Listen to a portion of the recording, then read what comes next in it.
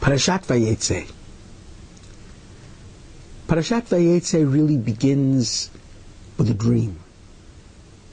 One of the most famous dreams in all of world literature. Jacob, Yaakov Avinu, is forced to leave his parental home. He goes into Galut, exile. Certainly, he's frightened about that. He's afraid that his brother Esau will murder him, and therefore he doesn't have much choice. But nevertheless, it's a difficult journey. And then he dreams his dream. And I want to make it very clear that his dream is the Jewish dream. The place of the dream is the place known as Bet El. But according to the Midrash, all of Israel contracted.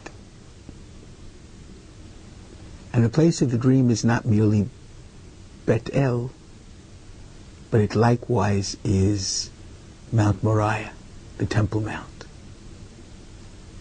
Because his dream, to a great extent, was the dream of the Holy Temple. He dreams of a ladder, rooted on earth, but the top of which extended to the heavens. And there are ascending and descending angels in the presence of God, who guarantees his return to Israel.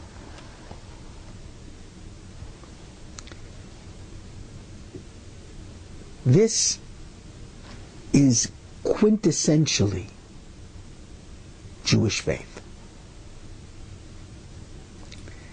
First of all, Judaism insists that there is a connective ladder between earth and heaven, between human beings and the divine. That there's a bridge, and that it's possible to overcome the distance. And there are connective points. There are angels, divine beings, divine messengers, ascending and descending. And if I'm speaking about the almost most basic, fundamental meaning of this, in our relationship to the divine, in the bridge which connects us to the divine, sometimes we go up, and sometimes we bring God down.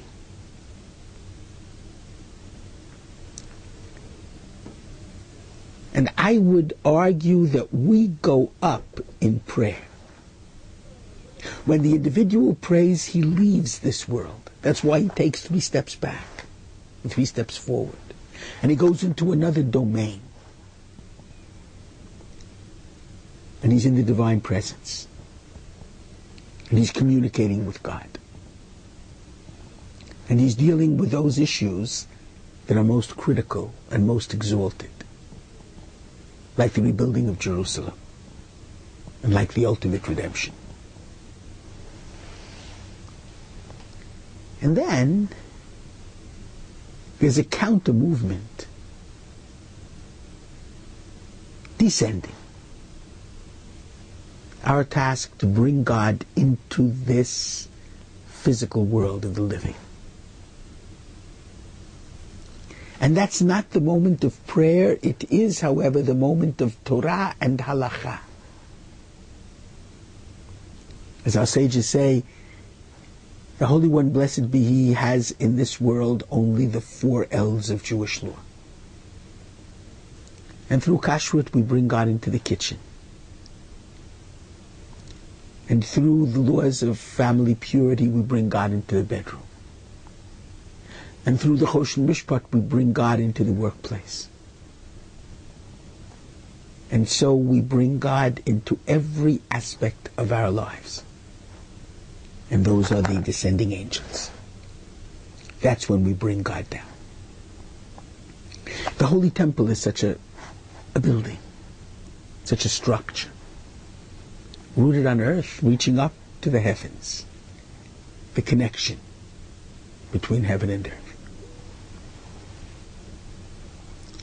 And although there will be many highways and byways and difficulties and successes and setbacks, although we are given freedom of choice to even choose what God doesn't want us to choose, and there is still evil in the world, and overcoming that evil is very difficult and very arduous. Nevertheless, we have an ultimate divine promise that God will preserve us and that someday will make certain that we return to Israel and there will be redemption. It's the dream of Jacob's ladder that has brought us comfort through all these long years, 4,000 years of exile, years of persecution, years of pogrom, years of rebuilding and restoration, years of repair and return. May it be God's will that soon we may merit the rebuilding of the third temple and truly experience the unity between heaven and earth in the days of the Messiah. Shabbat Shalom.